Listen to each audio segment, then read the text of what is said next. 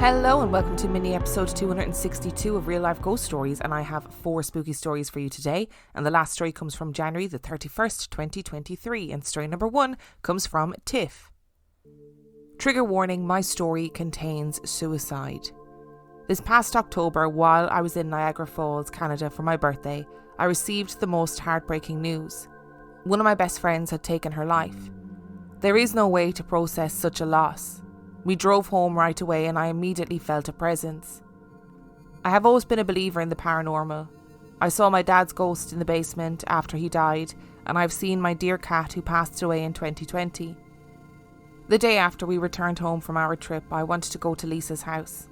We took her favourite pizza to her partner, and I stood at the spot where she had died. As we climbed up the steps to the attic, they grew colder and colder and I could feel my friend there.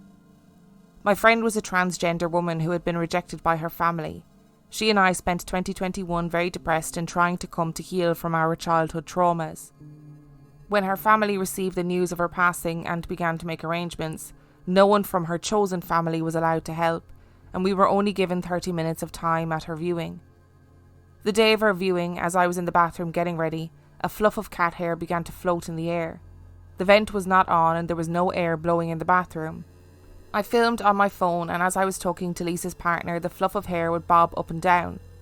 As I was talking to my friend, the fluff would continue to bob but stay in the air. I've shown this video to a few people and I do not care what anyone says. I believe that Lisa was telling me she was there. This was in October, and there have been a few other instances but this one, and I am in wonder and baffled. This story is so upsetting for many ways. First of all, I just want to say that I'm so sorry for the loss of your friend. Chosen families are so important, and they're so important for people in the LGBTQI plus community.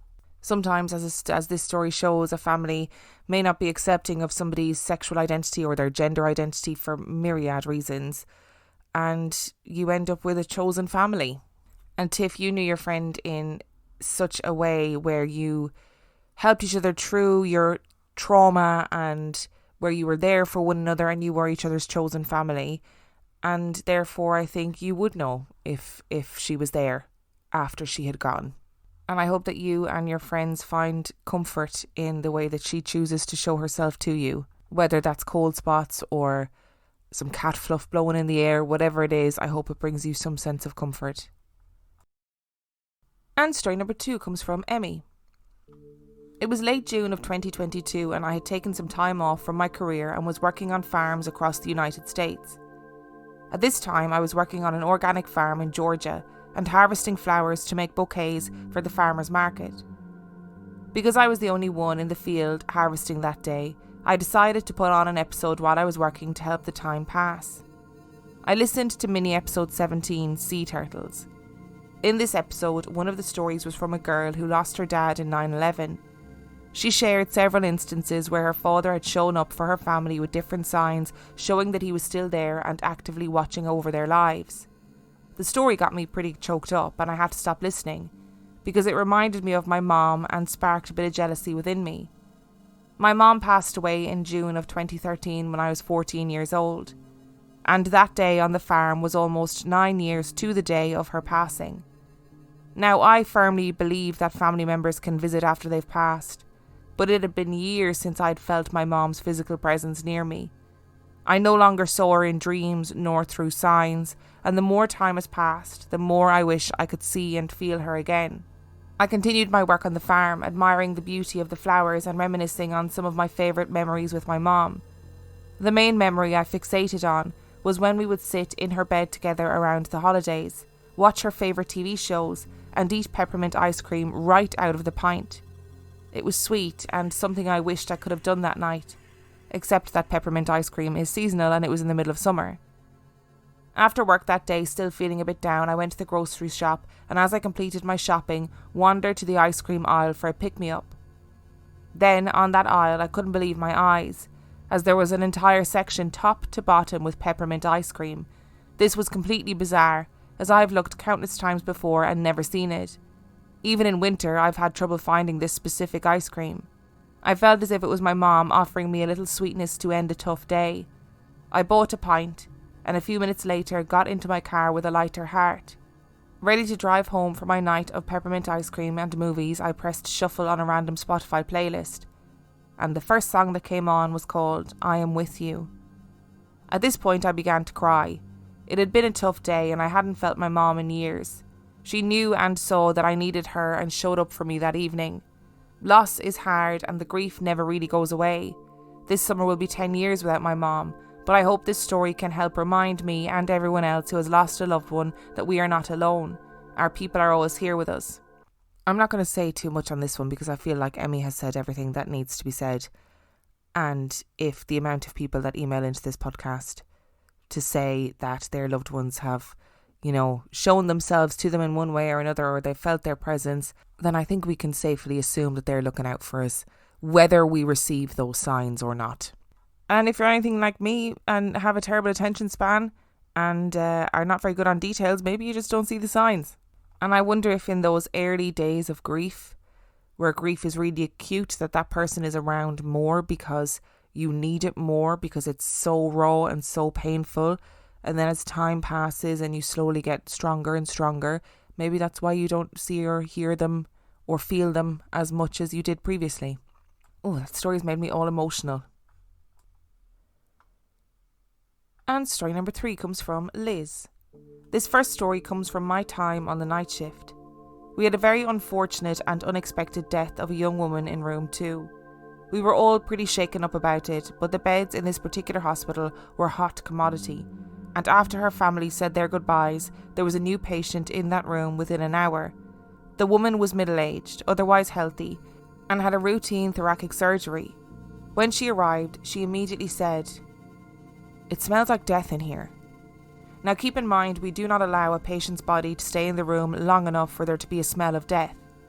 The room is also thoroughly cleaned and if anything just smells like bleach. Due to privacy laws, there's also no way the woman could have known someone had just died in there. We brushed it off and went about our night.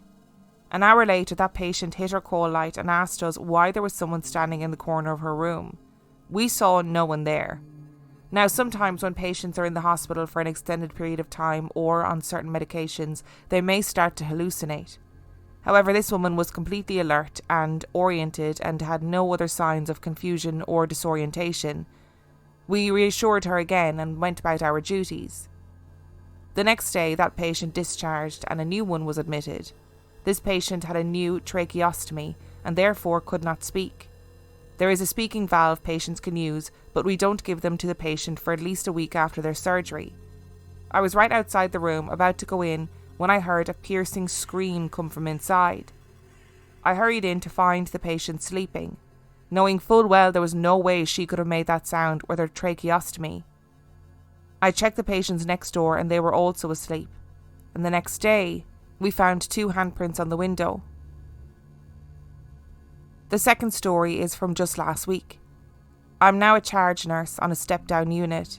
We had a patient who was still in the hospital but on hospice care and not expected to make it home. We were just giving her meds to keep her comfortable and providing emotional support to her and her family. I came on shift to find she had survived the night, but her oxygen saturations were dropping quickly. We gave her morphine and I checked in with her family. They could tell she was getting closer to the end and were visibly upset, so I called the chaplain for more professional spiritual support. The family expressed not knowing if the patient was truly at peace. Luckily, the chaplain had had a conversation the day before with the patient about forgiveness and about her specific religious beliefs. The chaplain knew the patient had been at peace after their conversation, and she told the family this. Later she told me that right after she said this, she felt a touch on her arm by some unseen force. She turned to look at the patient and watched her take her last breath. The energy in the room was palpable and not like something I've ever felt before. It was as though the reassurance her family had just received had allowed her to pass, or maybe it was just a coincidence. I'm not sure, but we all definitely felt something in that room. These stories are so fascinating, these stories about death and hospital rooms where death has occurred. That first woman saying it smells like death in here has given me the heebie-jeebies, because I can testify to that. Even though I didn't work in a traditional medical hospital in that sense, I have been around dead bodies a lot, and I've been around dead bodies that have not been embalmed or treated in any way, and they don't start to smell immediately. It actually takes quite a while for them to start to smell. So I understand that there would be no way for there to be a smell of death in that room, in the sense that, in the traditional sense, in the biological sense, it just wouldn't be there. And you also just wouldn't tell a new patient, somebody just died in this room. That's why you got that bed. And what's the story with the scream and the handprints on the window? What's that all about? And I do think that something weird, something that we don't understand, happens around the time of death.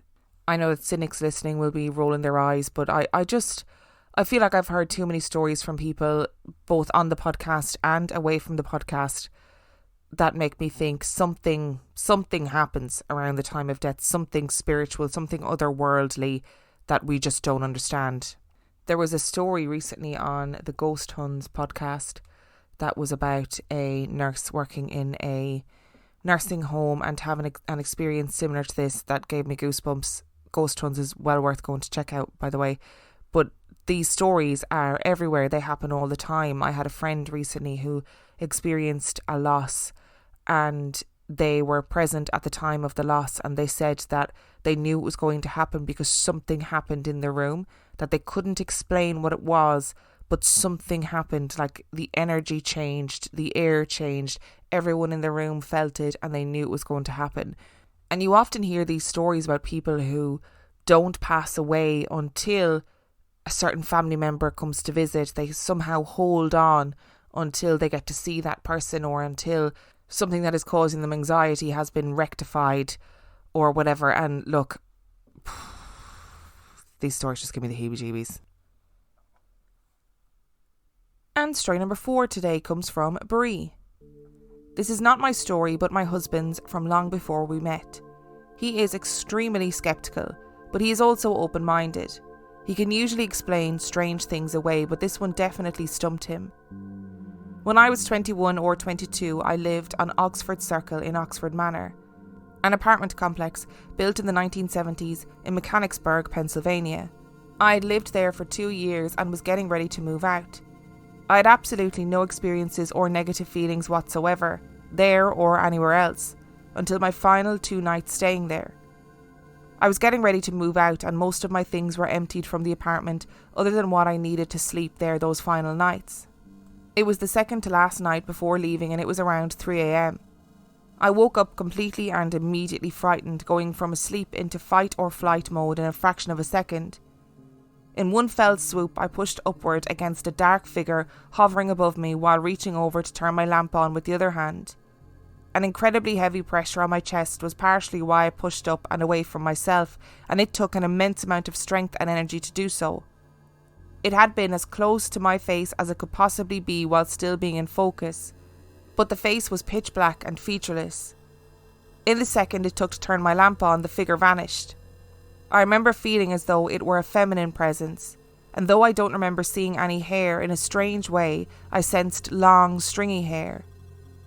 I didn't sleep the rest of the night, but went about my day after, laughing it off. The next and last night, everything but my bed, dresser and nightstand were gone. I went to sleep and remember waking up just once to go to the bathroom and going back to sleep. I woke up again, but was abruptly woken up by nothing at all. No sound or touch of any kind, I just woke up. I lifted my head and stared straight down at the foot of my bed to see a tall woman in a red dress that hung loosely off her emaciated body staring at me. She was easily over 6 feet tall and disproportionately lanky, her limbs long and thin, her cheeks sunken, and her eyes either missing or just flat black. The movie Coraline hadn't come out just yet, but looking back I remember her looking similar to the other mother, the way she looked towards the end of the movie, even the hair. The moment I saw her, her body turned and strode towards the door to leave, but her head remained directed right at me. Her posture was not poor, but her long neck stuck out forward instead of up as it supported her head. I'll never forget the way she moved.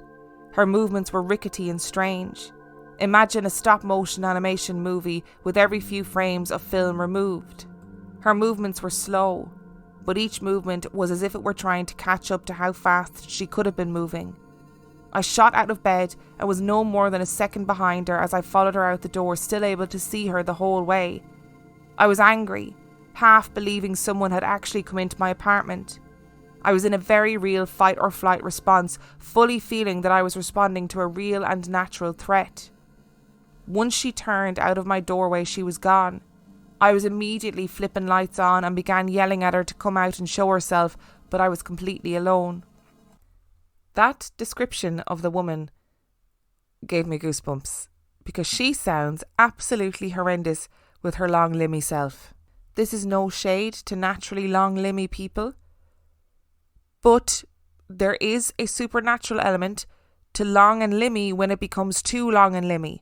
What is the point where it's too long and limby? We could be really cynical here and be like, oh, it's probably just sleep paralysis. But I think the whole point of sleep paralysis is in the name, in that you are paralysed. You are unable to move. But it seems that in both instances with Bree's husband, he was able to move. And he was able to move immediately, not a case of lying there for a few minutes paralysed and then being able to move. It seems as though he was able to move immediately. So that's terrifying. And why did it only happen then? If there was nothing that happened prior to that, why did it only happen then? But also, is there actually nothing that happened prior to that? Or is Bree's husband potentially ignoring or dismissing things that happened previously because Bree's husband is not a believer? Like, was this entity flipping light switches, moving things around, doing the general poltergeisty type stuff, and then it got to the point where she was like, well, he's fucking moving now. He hasn't even, right, we're going big guns, we're going all out. Bring out the long-limbed, long-neck, rickety walk woman. And we'll see who's the non-believer then. Also, I'm about to say something that's probably going to shock a lot of people, but I've never actually seen Coraline, and I don't know if I want to watch it. Thank you so much for tuning into today's episode. Thank you to Tiff, Emmie, Liz and Bree and Bree's husband for sending in their stories. Remember, the last story came from January the 31st, 2023. And if you would like to send in your story, you can do so by emailing it to reallifeghoststoriespodcast@gmail.com. You can also check out the website reallifeghoststoriespodcast.com. And if you are desperate for some extra content, you can subscribe to the Patreon. That is patreon.com/reallifeghoststories, where for $5 a month or $2 a month, you get access to heaps of extra content, as well as every single main and mini episode completely ad-free. And on that note, I shall see you next time.